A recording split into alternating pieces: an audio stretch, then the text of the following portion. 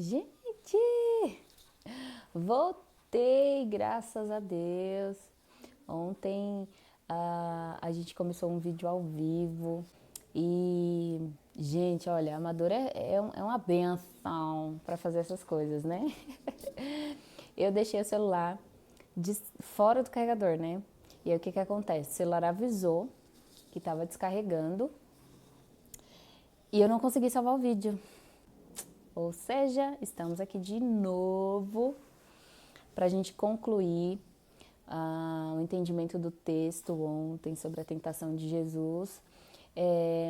Eu vou voltar, né, do início, né, por conta de não ter conseguido salvar o vídeo, e eu acredito que isso também vai ajudar outras pessoas, tá? A intenção é essa, tá? É que o maior número de pessoas possam ver e ser edificadas pela palavra. Eu vou fazer uso do meu Instagram para isso, né? A palavra de Deus para mim é vida, é luz, é o caminho, é a verdade, e eu quero compartilhar com vocês de todas essas coisas, tá? Eu acredito que você vai ser edificado assim como eu sou, que você vai ser alimentado assim como eu sou. E é nisso que eu creio, gente. É em Cristo, que Ele é o meu Salvador, Ele é o meu Deus, é a quem está o meu coração, é quem está no meu coração. E é isso, tá? Eu vou fazer isso com um pouco mais de frequência. Quero que vocês me ajudem, tá bom? E nós vamos juntos ser edificados por essa palavra, por essa verdade. Jesus, que Ele é o caminho, Ele é a verdade, Ele é a vida, e somente nele, gente, só com Ele, só por Ele, a gente consegue se manter firmes, né? E aí, o texto que eu quero compartilhar com vocês hoje é Mateus capítulo 4, que fala sobre a tentação de Jesus, tá? Eu vou tentar ser o mais breve possível, tá bom? Tá tudo anotadinho, tá tudo resumido, e eu quero muito que você seja edificado, que você seja alimentado, tá bom? E nós vamos ler o versículo 1, Mateus capítulo 4, versículo 1. E nós vamos para o entendimento do primeiro versículo. Eu quero fazer na ordem, tá bom, gente? Para ficar bem claro, para não ficar nenhuma dúvida. Vou tentar fazer na sequência, tá? Tentar fazer na ordem de cada versículo para que fique claro para você, tá bom? E o versículo 1 é legal a gente enfatizar pelo seguinte fato. Há momentos em que somos tentados e há momentos que somos provados. Na verdade, assim, as tentações, elas são constantes, né, na nossa vida. E em determinados momentos nós vamos ser provados por Deus. Eu queria deixar isso claro aqui para vocês. Deus, Ele não tenta ninguém, né? Tem um versículo em Tiago, capítulo 1, que fala que Deus, Ele não tenta ninguém. Pelo contrário, né? Deus, Ele nos prova para que sejamos aprovados. Deus, em determinados momentos, Ele vai nos provar para nos conhecer, para saber onde está o nosso coração. Ao contrário do diabo, né? Que nos tenta para nos destruir, para nos corromper, né? Para ver a gente desobedecer, para ver a gente sair do caminho, né? O caminho que nos leva à vida. Porque o pecado, gente, o caminho do pecado, o final dele é morte, né? E eu queria dar para vocês um exemplo aqui. Eu fiquei meditando muito nesse texto, né? E como ele é tão real na nossa vida, como tudo que Jesus passou ali na tentação no deserto é tão real, é tão comum nas nossas vidas, né? Jesus, ele veio como homem justamente para a gente não ficar com essa dúvida de que Jesus é Deus, é Senhor, né? Mas ele veio ao mundo como homem e ele passou exatamente tudo que a gente passa. Ele experimentou todas essas coisas, né? Ele experimentou a dor, a tristeza, o abandono, né? O sofrimento. Jesus, ele experimentou esses aspectos da vida que a gente passa no nosso cotidiano, né? Então, assim, Jesus é conduzido, depois de ter jejuado 40 dias e 40 noites, Jesus é conduzido ao deserto. Então nós podemos ver aqui, ó, Jesus foi levado pelo Espírito ao deserto para ser tentado pelo diabo. Mas é legal que não foi Deus que tentou Jesus. Deus permitiu, né? Porque tem certas ocasiões na nossa vida que Deus vai permitir que aconteça para ver onde está o nosso coração, para ver, como eu disse, para nos testar, para saber onde está o nosso coração, se está nele, se não está, porque ou é uma coisa ou é outra, né? Não há meio termo. Com Deus não, gente. Com Deus é sim ou não. Com Deus ou está nele ou não está nele, né? E foi exatamente isso que aconteceu com Jesus. Deus permitiu, né? Para que se cumprisse também as escrituras, porque tem outros textos, né? Que fazem, como que eu posso dizer para você? Que estão em concordância, né, com esse. Então, assim, tudo que Jesus passou, que foram, e as profecias antes de Jesus, elas se cumpriram. Então, assim, a Bíblia toda, ela está em concordância com ela mesma, assim, não tem como fugir, né? Nós temos textos que relatam profecias, né, e elas se cumpriram em Jesus. Então, o próprio Deus não é o agente da tentação, tá? A gente pode ver isso em Tiago, capítulo 1, versículo 13. Ó, ninguém, ao ser tentado, diga, sou tentado por Deus, porque Deus não pode ser tentado pelo mal, e Ele mesmo, a ninguém tenta. Versículo 14, ao contrário, cada um é tentado pela sua própria cobiça, quando esta o atrai e seduz. Então a cobiça, depois de haver concebido, dá à luz o pecado, e o pecado, uma vez consumado, gera morte, tá? Então aqui fica claro pra gente que Deus, ele não tenta ninguém. E ele não pode ser tentado pelo mal. Deus não tenta ninguém, ele não pode ser tentado pelo mal. O que aconteceu com Jesus? Jesus, ele não foi tentado pelo mal, ele foi provado. Deus permitiu que ele fosse provado ali naquele momento. Jesus tinha jejuado 40 dias e 40 noites. O jejum é um período de adoração, em que a gente abre mão das coisas terrenas, é um momento que a gente separa de fato um tempo para Deus, né? E consagra a Ele esses dias, essas horas, em forma de adoração e devoção a Ele. E Jesus havia jejuado 40 dias e 40 noites, e depois desse período ele sentiu fome. É óbvio, né? É óbvio, ele veio como homem, era impossível ele não sentir fome. Então, depois desse período, ele teve fome. Então, o diabo viu ali, como que eu posso dizer, uma oportunidade para tentar Jesus, para fazer com que Jesus fugisse do propósito. Que o propósito de Deus, sempre há um propósito, gente, em Deus sempre há um propósito. Nada com Deus é por acaso, não existe acaso com Deus, sempre há um propósito, até mesmo no momento da tentação. Então Deus permitiu Jesus, no meio de um deserto, depois de jejuar 40 dias e 40 noites, sentir fome, ele permitiu que aquela situação acontecesse de fato. Porque Jesus estava firmado na palavra, Jesus não sentiu o desejo pelas coisas que o diabo ofereceu. Jesus não sentiu isso. Ele não sentiu o desejo, a cobiça por aquilo. Mas o diabo queria, de certa forma, corrompê-lo. Tentar, de alguma forma, fazer com que ele abandonasse o plano original de Deus, abandonasse o propósito. E é o que ele faz com a gente. É o que ele faz o tempo inteiro. Só que aqui, ó, ao contrário de Jesus, nós somos vulneráveis. Nós nos corrompemos a todo momento. Nós escolhemos coisas que nos afastam de Deus. Nós desobedecemos, nós nos afastamos, nós fazemos as nossas escolhas. Ao contrário de Deus, ao contrário de Jesus, desculpa. O versículo que nós lemos de Tiago, capítulo 1, deixa claro que nós somos tentados, ó. Eu vou ler de novo porque esse texto é maravilhoso. Ninguém ao ser tentado diga, sou tentado por Deus. Não diga que foi Deus. Deus não tenta ninguém. Porque Deus não pode ser tentado pelo mal.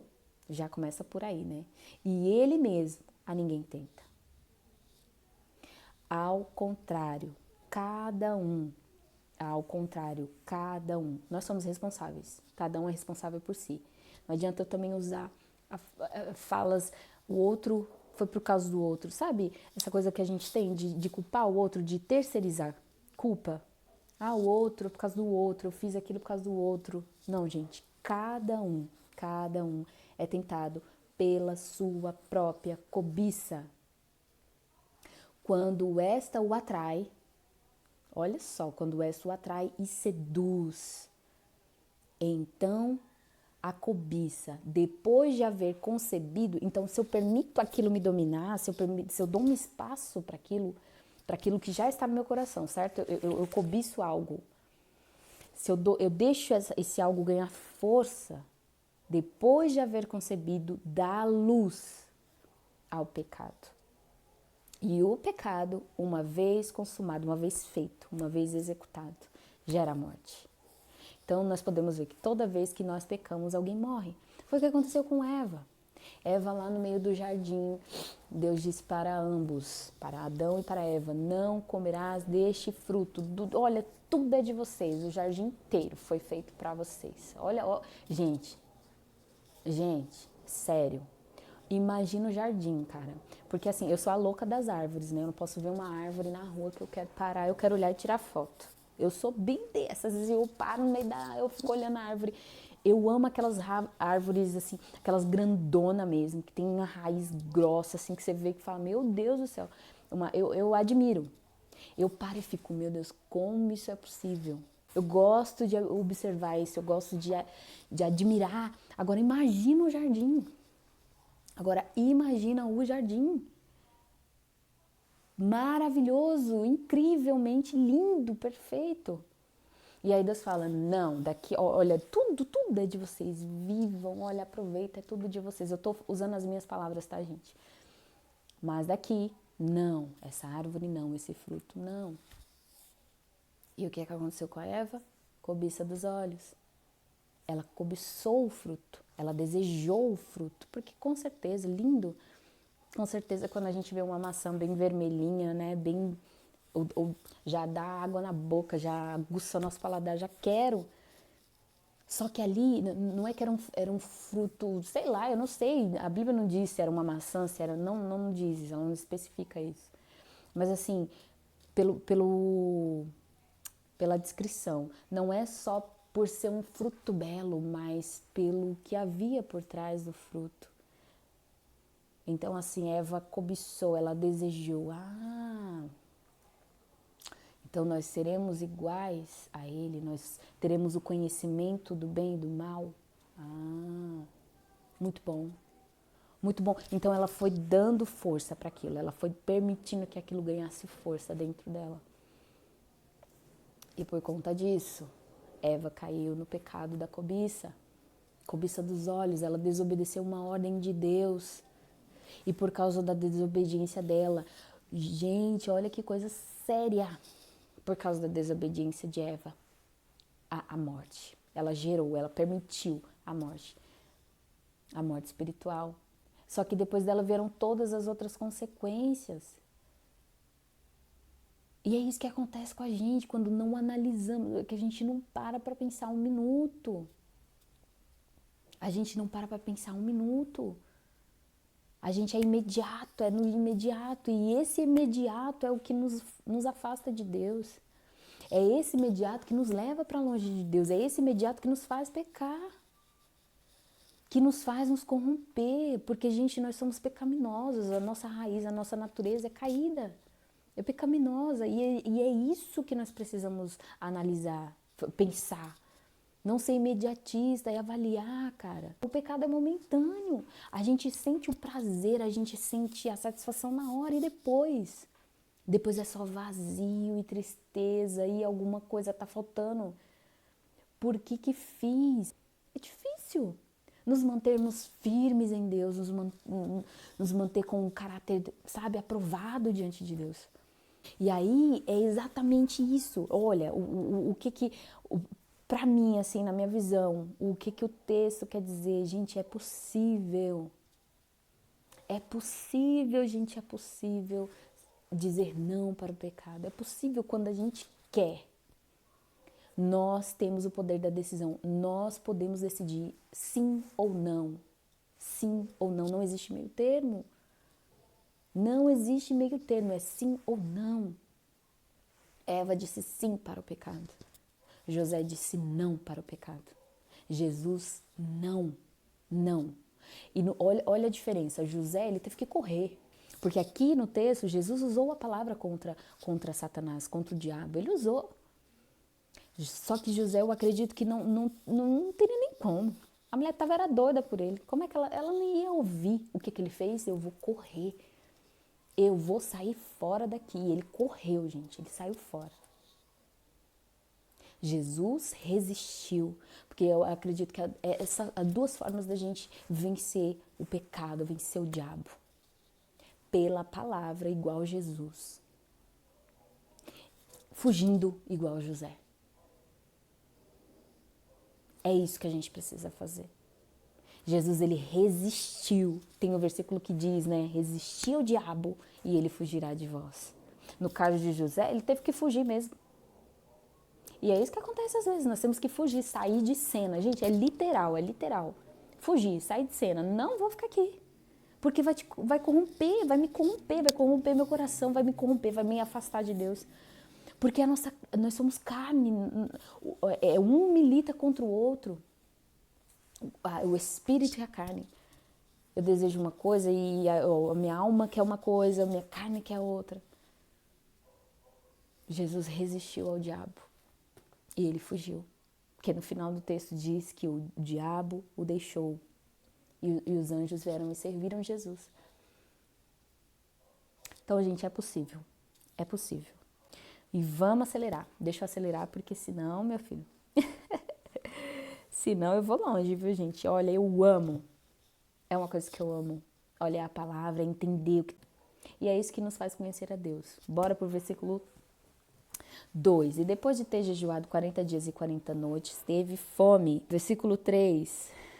Então o tentador, aproximando-se, lhe disse: se és filho de Deus, manda que essas pedras se transformem em pães.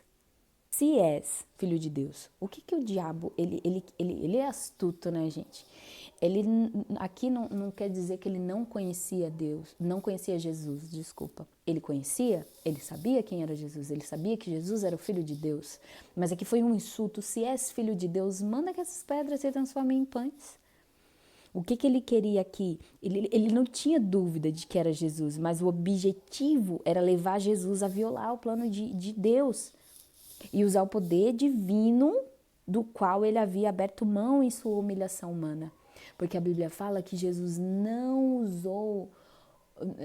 julgou por usurpação ser igual a Deus, mas ele esvaziou-se de si, de tudo que ele tinha, de tudo que ele era, na figura Deus, e veio como homem. Ele se esvaziou. Eu vou ler para você entender. Filipenses 2:7. Tendo em vós o mesmo sentimento que houve também em Cristo Jesus, pois ele, subsistindo em forma de Deus, não julgou como usurpação o ser igual a Deus.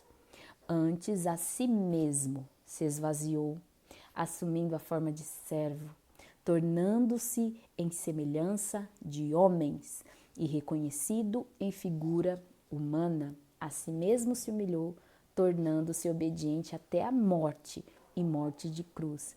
Pelo que também Deus o exaltou sobremaneira e lhe deu um nome que está acima de todo o nome, para que ao nome de Jesus se dobre todo o joelho nos céus, na terra e debaixo da terra, e toda língua confesse que Jesus Cristo é Senhor, para a glória de Deus Pai. A humildade de Jesus, gente, isso aqui deixa eu doida. Isso é muito louco, gente, isso é muito louco. Humildade, Jesus teve humildade. Não importa se tem trono, se tem glória, se tem anjos que me adoram, não importa, eu me esvazio de tudo isso para cumprir um propósito. Olha esse amor absurdo. Eu amo aquele louvor que fala: oh, impressionante, infinito, ousado amor de Deus. Oh, que deixa as 99 só pra me encontrar. Não posso comprá-lo, nem merecê-lo, mesmo assim se entregou.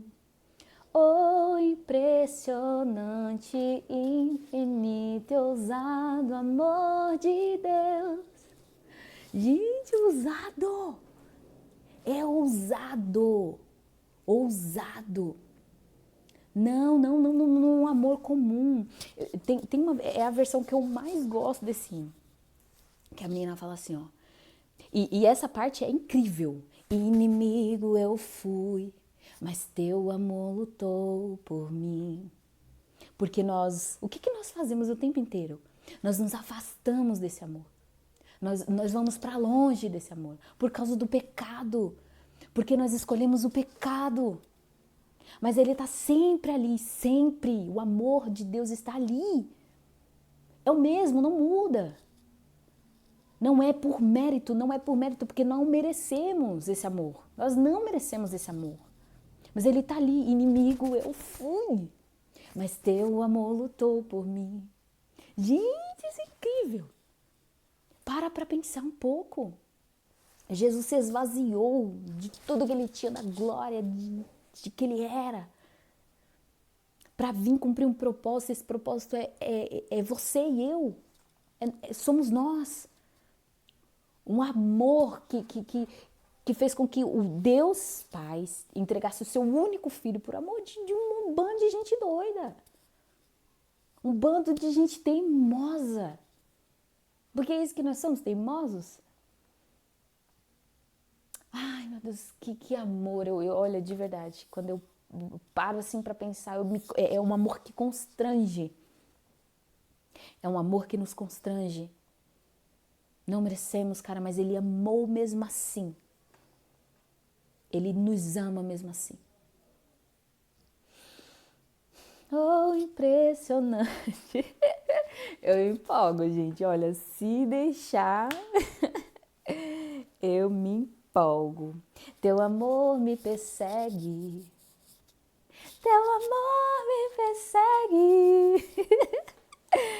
Eu vou mandar pra vocês essa versão. Essa versão é cabulosa, gente. Olha, eu escuto ela assim, ó.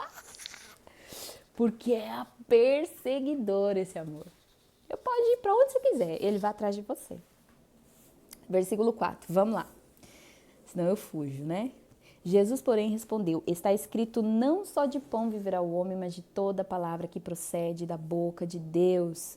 As respostas de Jesus foram bíblicas, nós só vencemos através da palavra, não adianta, nós só vamos vencer através da palavra de Deus.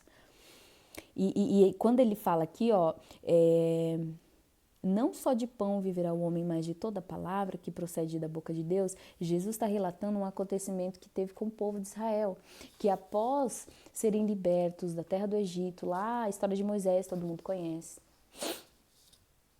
eles peregrinaram no deserto durante 40 anos por conta de desobediência.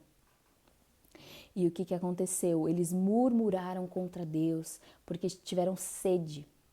Tiveram sede e aí quiseram responsabilizar Moisés pela falta de água. E, gente, olha, o texto diz que Deus em todo tempo cuidava deles, em todo tempo tinha maná do céu. Tudo. As vestes não envelheciam. 40 anos, cara. As vestes não envelheciam, os sapatos não envelheciam. Deus cuidou deles o tempo inteiro. Mas o que o povo fez? Murmurou. No momento de sede, murmurou. Ah, então quer dizer, Moisés, que tu tiraste a gente lá da terra do Egito, tirou a gente lá do Egito para vir morrer de sede aqui? É isso mesmo? Aí Moisés, o que falta? O que tá faltando? Só esse povo me apedrejar, porque não é possível. Só reclama, só murmura. Deus tirou da escravidão, gente, isso é sério. Eles eram escravos, eles estavam em trabalho pesado, estavam sofrendo. Mas eles disseram, tirou a gente de lá para passar sede aqui, era melhor ter ficado lá, porque lá tinha água, tinha comida. Olha só que absurdo. Preferindo coisas insignificantes, em termos, né? Claro, precisava comer, precisava beber, sim. Mas Deus tinha feito uma promessa de que eles herdariam uma terra próspera, abençoada. Mas eles não souberam esperar em Deus o tempo do cumprimento da promessa. Mas antes murmuraram, gente. Murmuraram porque queriam. É porque a gente é imediatista, a gente quer tudo na nossa hora. Quer que Deus faça do nosso jeito. Nós não somos diferentes daquele povo, não. Nós não somos diferentes deles, não. Teimosos, coração endurecido. Começaram a murmurar. E aí, o que Jesus faz aqui? Não. Ele estava com fome, gente? 40 dias, 40 noites. Ele não estava com fome, não, né? O que ele falou? Não, cara. Não. É assim que passa a fome. É só comer alguma coisa. Ó, assim que passa a sede. Mas o pecado é uma consequência. Morte. O pecado gera morte. E Jesus, ó, não. Como está escrito, não só de pão viverá o homem, mas de toda palavra que procede da boca de Deus. Resistindo, porque o que nós temos que avaliar no momento, sabe, é a consequência depois disso. Porque a fome ela passa, a sede ela passa, olha, tudo passa no momento do pecado, é rapidinho, você comete ele rapidinho, é questão de minutos, momentos, segundos você comete o pecado, mas e depois? Porque a consequência, gente, olha, ela é terrível, é irreversível, não tem como reverter, entende? E Jesus venceu através da palavra. Versículo 5. Então o diabo levou a cidade santa, colocou-o sobre o pináculo do templo e lhe disse: se és filho de Deus, atira-te abaixo, porque está escrito: aos seus anjos ordenará a teu respeito que te guardem. E eles te sustentarão nas suas mãos para não tropeçares em alguma pedra. Respondeu-lhe Jesus: também está escrito: não tentarás o Senhor teu Deus. Porque a intenção aqui de Satanás, gente, era torcer o sentido do versículo, porque ele citou aqui Salmos 91. Jesus, ele resistiu, ele não permitiu que o diabo, sabe, corrompesse-o. Ele foi fiel no propósito, ele foi fiel naquilo que o Pai havia dito. Porque havia um propósito, ele queria cumprir, ele foi fiel ao propósito. E o diabo tenta fazer com que, usando as escrituras, usando a palavra para corrompê-lo. E ele diz: não tentarás o Senhor teu Deus, porque o povo fez isso lá no deserto. Tentaram a Deus, né, justificando a sede. E no versículo 8 diz que levou-o ainda o diabo. Ou seja, ele não cansa, gente, ele vai tentar. Então, o diabo o levou a um monte muito alto, mostrou-lhe todos os reinos do mundo e a glória deles. O mundo está sob o governo de Satanás. Todas as coisas do mundo, elas nos afastam de Deus. Elas nos corrompem ao plano original de Deus, à vontade de Deus. Então, o diabo, ele mostra todos os reinos do mundo e a glória dele e lhe diz: tudo isto te darei se prostrado me adorares. Então Jesus lhe ordenou: retira-te, Satanás, retira-te. Jesus coloca um ponto final. Ele deu uma ordem ali naquele momento: retira-te, Satanás, porque está escrito: ao Senhor teu Deus adorarás e só a Ele darás culto. Por quê, gente? Porque assim, eu preciso explicar isso aqui direitinho para vocês, para ficar bem claro. Todos os reinos do mundo e a glória deles. O que se refere? Se refere ao governo, ao mundo que está sob o governo de Lúcifer, de Satanás.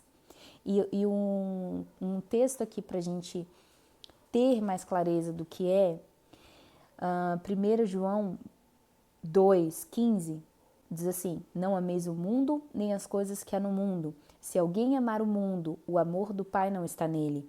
Porque tudo que há no mundo, a concupiscência da carne, a concupiscência dos olhos e a soberba da vida, não procede do Pai, mas procede do mundo. Ora, o mundo passa, bem como a concupiscência. Aquele, porém, que faz a vontade de Deus permanece eternamente. Só permanece aqueles que fazem a vontade de Deus. Todas essas coisas serão julgadas por Deus. Mas aquele que faz a vontade de Deus, ele permanece.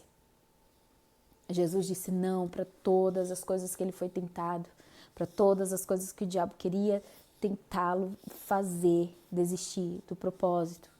Ele disse não.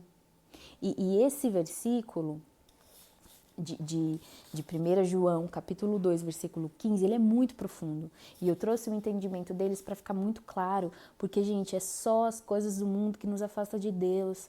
Não há nada que nos afaste de Deus. Nada. Nada, só o pecado, que é a única coisa que nos afasta de Deus. E nós insistimos tanto nisso, porque queremos nos satisfazer. Porque o pecado, ele é prazeroso. Ele te dá prazer, você sente, é confortável. Essa é a sensação que a gente tem no momento. Porque depois disso vem a consequência. E ela é amarga, ela é dolorosa, dói. A gente se arrepende, o arrependimento ele é amargo, ele arranca de nós, ele mexe com nós, porque dói, gente. Entristecer a Deus dói. E é muito pior para quem conhece. E é muito pior para quem conhece a verdade. É muito pior. Não ameis o mundo. Então Jesus está dizendo não, as coisas do mundo não. Ele disse para o diabo. Mas olha só, 1 João capítulo 2, versículo 15. Não ameis o mundo nem as coisas que há no mundo. Se alguém amar o mundo, o amor do Pai não está nele. Não tem como amar duas coisas. Não tem como amar a Deus e amar o mundo. Não tem como. Ou amamos a Deus ou amamos o mundo. Deus é amor. Sim, Ele é amor. E a gente sempre fala isso, né? Deus, Ele é amor, e em 1 João 4 diz isso, né? Amados, amemos-nos uns aos outros, porque o amor procede de Deus. E todo aquele que ama, é nascido de Deus e conhece a Deus. Aquele que não ama, não conhece a Deus, pois Deus é amor. A gente repete isso, né, o tempo inteiro. E ele é amor mesmo. Ele é um amor inexplicável. Ele é um amor que não se compara a outro. Ele é um amor perfeito. Ele é um amor único. Não se compara. Só que esse Deus de amor, ele deseja ser amado. E nós não o amamos como deveríamos, porque substituímos esse amor. Porque, gente, é sério isso aqui. Nós amamos mais a nós mesmos do que ao próprio Deus. Porque queremos satisfazer a nós e não a Deus. Queremos a nossa vontade e não a vontade de Deus. E a vontade de Deus é que não venhamos perecer. A vontade de Deus é que venhamos ter a vida eterna. Só que para ter essa vida eterna é preciso fazer renúncias. E nós não queremos fazer renúncias. Porque diz mais sobre nós, não diz sobre Deus. Deus é isso, Deus é amor, Ele quer nos dar paz, uma vida eterna. Mas não é o que nós queremos. A gente busca as coisas terrenas, a gente busca as coisas que nos dão prazer, que nos satisfazem. E essas coisas nos afastam de Deus. E aí, esse versículo nos traz o entendimento de que Deus odeia esse tipo de amor, o amor ao mundo. Não é o mundo, mas sim Deus que deve ter o primeiro lugar na nossa vida, principalmente na vida de um cristão, daquele que se diz cristão. Quem já fez a sua escolha, Cristo é o meu Salvador. Quem já fez a sua escolha, quem já reconheceu isso na sua vida, entende perfeitamente como é difícil se manter íntegro diante de Deus. É muito difícil. Só que a Bíblia diz que Jesus deixou isso muito claro, que teríamos aflições e sofreremos essas aflições até que Ele venha. Mas Ele diz, tem de bom ânimo, te anima. A gente fala muito isso, te anima. Te anima por quê? Porque é um momento que a gente quer. Enquanto nós estivermos aqui, nós precisamos estar de pé, cara. Precisamos estar alerta, vigiando, vigilantes. Porque seremos tentados, nós seremos afligidos, as coisas vão nos afligir, nossa alma vai chorar. Mas Ele diz, eu venci, e aquele que permanecer fiel, ele vai vencer. Nós vamos permanecer firmes em Cristo, Porque essa vida ela vai passar, todas essas coisas elas vão passar e glória a Deus que elas vão passar. Nós vamos vencer o mundo e quando a Bíblia fala do mundo, ela se refere não ao mundo físico e material, mas ao sistema espiritual invisível do mal dominado por Satanás. Porque a nossa luta não é contra a carne, é contra potestades, é contra principados. Tem coisas que não são visíveis aos olhos carnais, aos olhos humanos, ao mundo físico.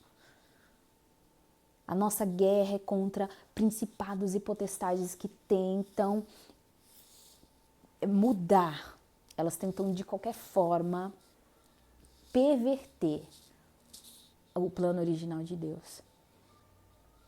Porque o plano original de Deus era a perfeição. Mas nós não somos perfeitos de natureza, nossa natureza é pecaminosa, por conta do pecado de Adão e Eva. Então só em Cristo, só em Jesus, Ele vai nos aperfeiçoando e completará a boa obra dele em nossa vida. Então é uma escolha, nós precisamos escolher. Tudo que está no mundo, tudo é oferecido em oposição a Deus, a sua palavra e ao seu povo. Tudo é em oposição. Eu quero ler com vocês 1 Coríntios, capítulo 1, versículo 21. Vamos ler o 18, tá? Vamos ler o 18. Sobe aí, vamos ler o 18. Certamente, a palavra da cruz é loucura para os que se perdem, mas para nós, que somos salvos, poder de Deus, pois está escrito, destruirei a sabedoria dos sábios e aniquilarei a inteligência dos instruídos. Onde está o sábio? Onde está o escriba? Onde o inquiridor deste século? Porventura não tornou Deus louca a sabedoria do mundo? Visto como na sabedoria de Deus o mundo não o conheceu por sua própria sabedoria. Aprove a Deus salvar os que creem pela loucura da pregação.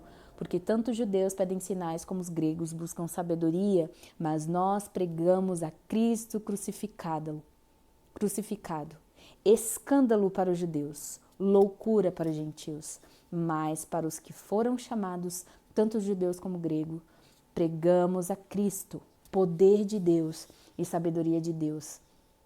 Porque a loucura de Deus é mais sábia do que os homens. E a fraqueza de Deus é mais forte do que os homens.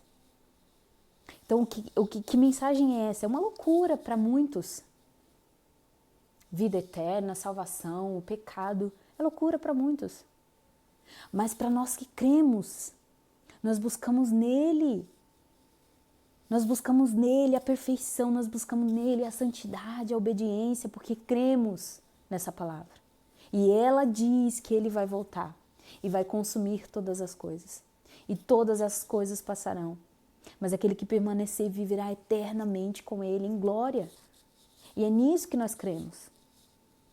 Essa é a verdade da cruz. Essa é a verdade da cruz. Nós teremos aflições, gente. Andar com Cristo. Eu aceito Cristo como meu Salvador, não terei mais sofrimento. É um engano, é uma mentira. Nós continuamos sendo seres humanos, nós continuamos com a nossa rotina, com a nossa vida, nós continuamos. A diferença é aqui, é nas escolhas, é na conduta. Porque passamos a conhecer a palavra. E ela nos direciona para a verdade, para aquilo que não procede de Deus, para aquilo que não agrada a Deus. É isso. Por isso que é loucura e é loucura. Mas a loucura de Deus é mais sábia. Tiago 4,4. Infiéis, não compreendeis que a amizade do mundo é inimiga de Deus? Aquele, pois, que quiser ser amigo do mundo, constitui-se inimigo de Deus. Ok? Tá claro. Escolha. E para ser amigo de Deus é necessário renunciar. É necessário viver uma vida de busca pelo conhecimento na palavra. Só assim a gente sabe o que agrada e o que não agrada a Deus. Não é só de ouvir. Eu posso aqui falar 2 horas para vocês sobre isso ou aquilo, mas você precisa buscar a verdade. Eu estou lendo com você, eu estou trazendo o entendimento de um texto, mas isso aqui é um micro do que é de fato. É muito mais complexo, mas é muito mais claro, é muito mais vida, é muito mais luz. Você precisa buscar o entendimento, o conhecimento em Deus. Não se limite, não só pelo que você ouve, mas abra a Bíblia. Leia. Não é difícil, gente. A gente é teimoso, a gente é preguiçoso, sabe? A gente vai muito pelo que escuta dos outros. Eu não estou dizendo que isso é errado, porque eu escuto, sim, eu tenho as minhas referências, eu tenho pessoas que me aproximam de Deus e que estão pregando a verdade, que estão trazendo a verdade como ela é, não estão distorcendo nada. Mas isso não basta, porque nós temos que ter um relacionamento com Deus, porque é individual. É tudo individual, gente. Nós somos um conjunto, nós somos um corpo em Cristo, sim, mas é individual. Nós temos que ter um relacionamento com Deus. Não é possível ser amigo do mundo e ser amigo de Deus, ou é um ou é outro. Nós temos que fazer a nossa escolha. Porque se amamos o mundo, o amor do Pai não está em nós. Ou somos um cristão genuíno cuja marca é o amor e a obediência de Deus, a Deus, ou um não cristão em rebelião contra Deus. Porque quando não obedecemos a Deus, estamos em rebelião. A desobediência é rebelião contra Deus. Quem ama o mundo é escravizado pelo sistema mundano, controlado por Satanás. Quando a gente está em pecado, a gente está morto. A gente só está vivo em Cristo. É Ele que nos dá vida. Caso contrário, nós estamos mortos. Nós estamos entregues ao pecado, à sujeira. Só nele nós temos vida. É necessário nascer de novo. É necessário nascer de novo. Nós estamos mortos.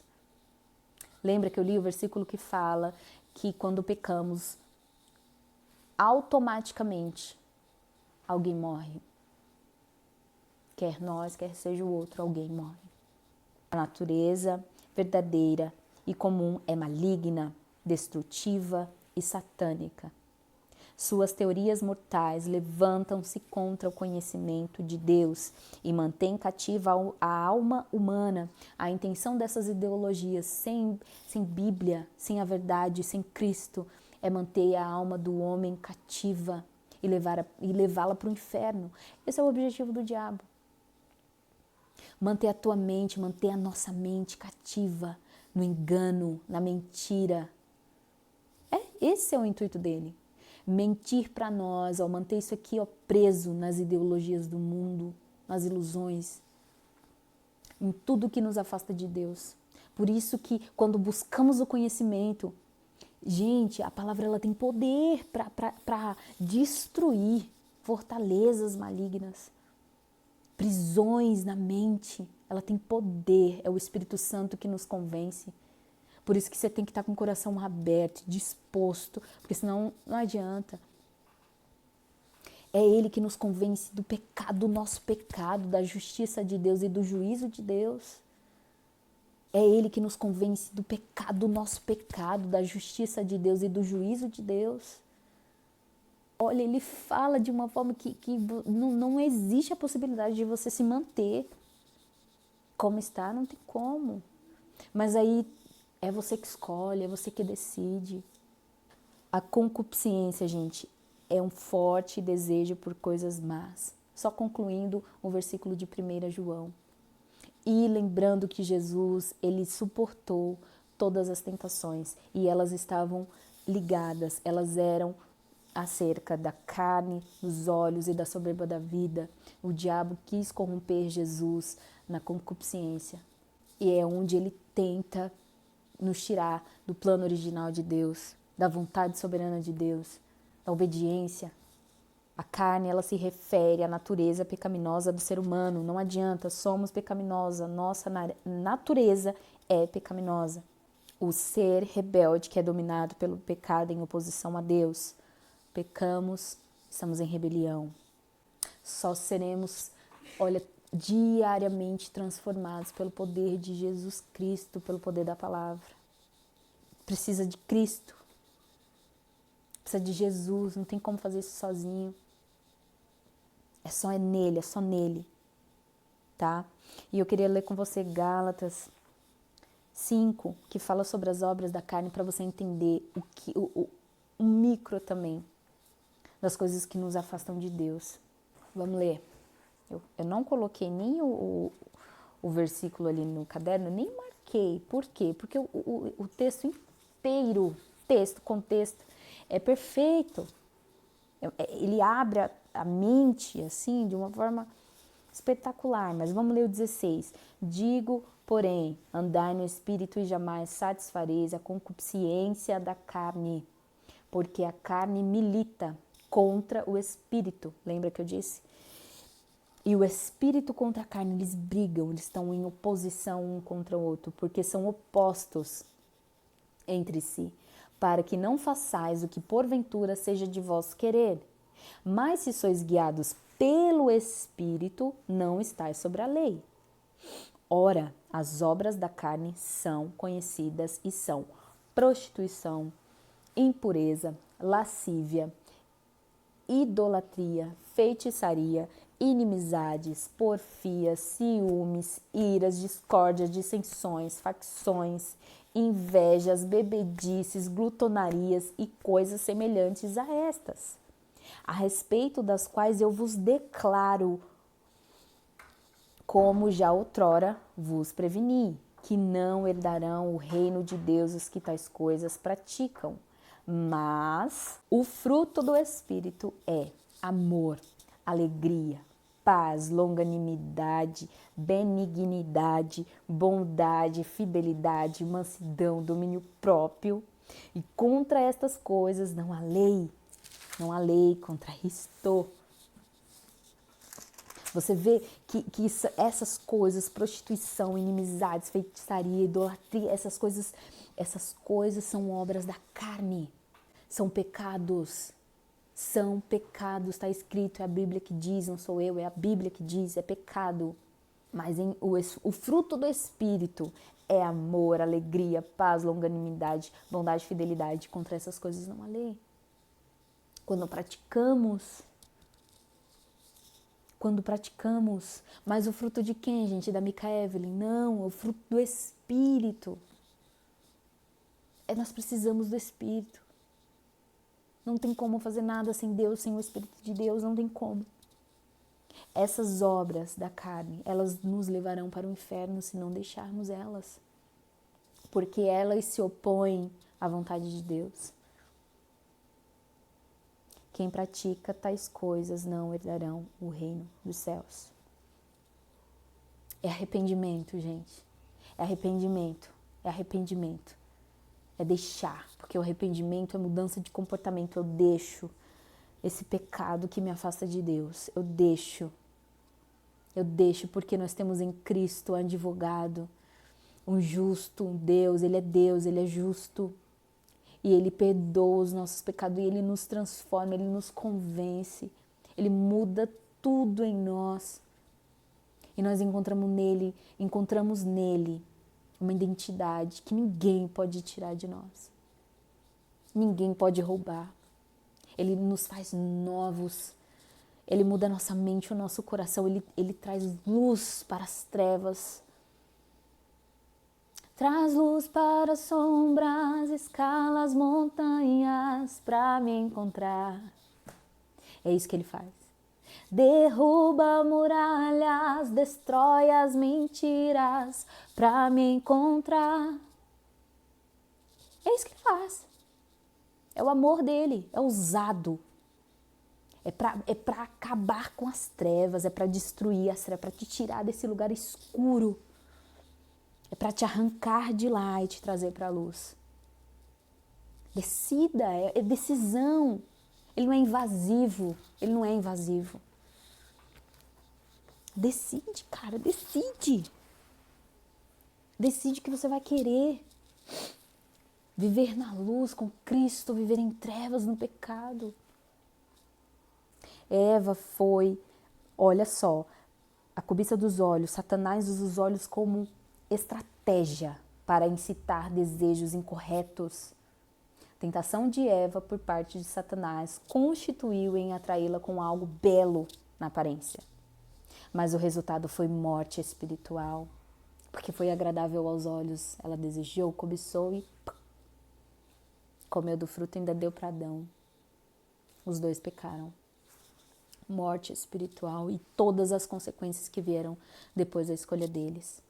A soberba da vida, gente, ela tá ligada à arrogância por causa das circunstâncias que produzem altivez ou exagero, levando a pessoa a ostentar o que possui para impressionar outras pessoas. Nós ainda estamos falando do texto que lemos de 1 João, capítulo 2, versículo 15, que fala sobre o amor ao mundo. Quando amamos o mundo, nós temos o desejo de ostentar.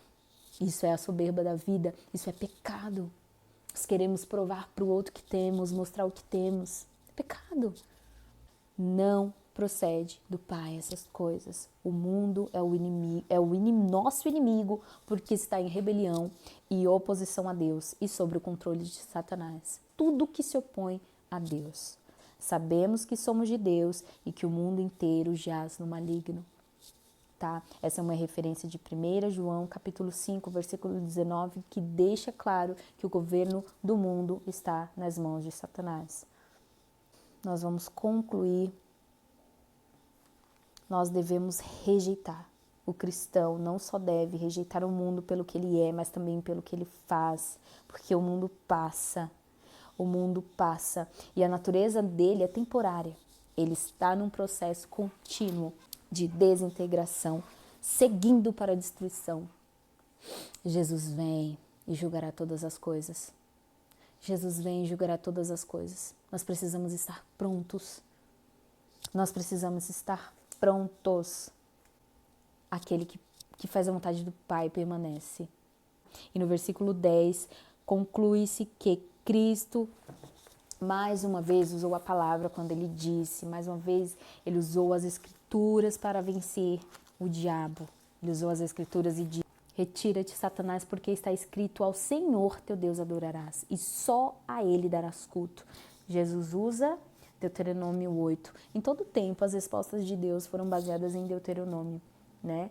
Deuteronômio 6, Deuteronômio 8, e ele faz o oposto do povo, ele resiste ao teste, né? Ao contrário do povo que murmurou. Jesus, ele resiste ao teste e ele é aprovado. E no último versículo, o deixou o diabo e eis que vieram anjos e o serviram. E aqui conclui-se que, vencendo a tentação, cumpriu-se em Jesus, Salmo 91, os anjos serviram Jesus. Deus deu ordem para que os anjos o servissem. Não no momento em que o diabo quis torcer o versículo, mas Deus no momento certo, porque Deus age no momento certo. No momento certo Deus age. Ele enviou anjos para servir Jesus, pois Jesus estava com fome. Então, gente, seja edificado por essa palavra, tá? Em nome de Jesus, eu creio que o Espírito Santo vai falar com você.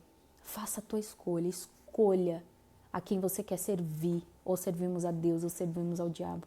Escolha como você quer viver a sua vida, em verdade, em luz, ou em pecado, mentira, porque a vida de pecado só te levará para um caminho, o caminho da morte.